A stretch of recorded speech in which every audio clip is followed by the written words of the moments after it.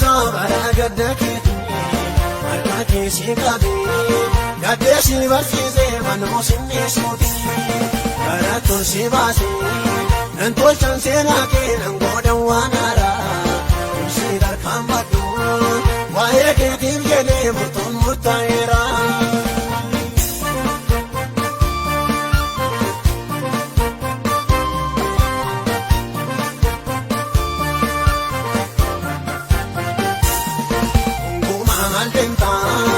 Akka ijoollee eessaa toonaan qabda nan wallaalee miti waa'ee rakkina kee garaan koona gadda akkanaan si ga'ee mormattoo siin kennu garaan kimmaamini humnanii sitti si fuuldura jira ulfinni guddaani gabaadhu moo'ini anoonan dabarsaa bara gadda keetti harka keessi qabee gaddeessi barsiisee manoo sinneessuuti barattoon si baasee nan tolchan seenaa kee nan godhan waan haaraa ibsi harkaan baddu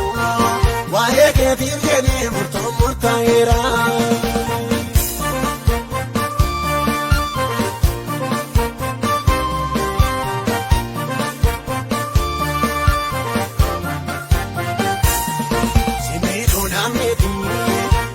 Rakkina qolloodhaa si barsiisa fuudhee asi baasee rasaasa si godhee diina hiikkachiisa gurraan kan dhageesse mutuun ni raawwatu hidhatee ilaata akka duraa miti burqaan kee dho'eera buddursitee laata gabaadhu moo'ini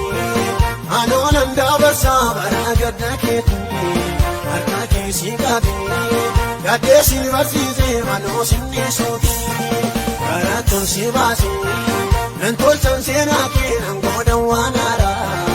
ibsi harkaan baddu waa'ee keetiif jedhee murtoon murtaa'eera.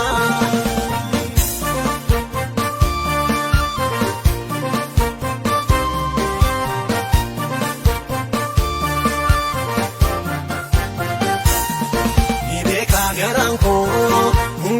yaada keessatti gommeetoo hundumaan ni bankee bobbaatachi baatee ilmaan jobsitoo onnee ni jiraata golgaan dhumaa doosee si biraa geera biraa falagaadhaan gara keetti yaa'u balbala baneera gabaadhu moo'ini anoonan dabarsaa bara gadda keetti harka keessi qabee gaddeessi barsiisee manoo sinneessuuti barattoon si baasee nan tolchan seenaa kee nan godhan waan haaraa ibsi harkaan baddu waa'ee keetiif jedhee murtoon murtaa'eera.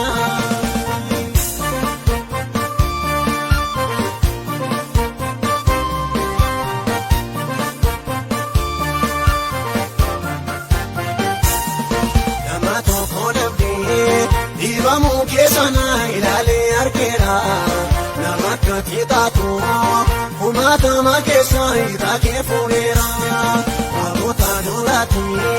mootota duratti anamni dubbata ogeessan si godha arbii hundumarraa namoota wallaanta gabaadhu moo'ini anoonan dabarsaa bara gadda keetti harka keessi qabee gaddeessi barsiisee manoo sinneessuuti barattoon si baasee nan tolchan seenaa kee nan godhan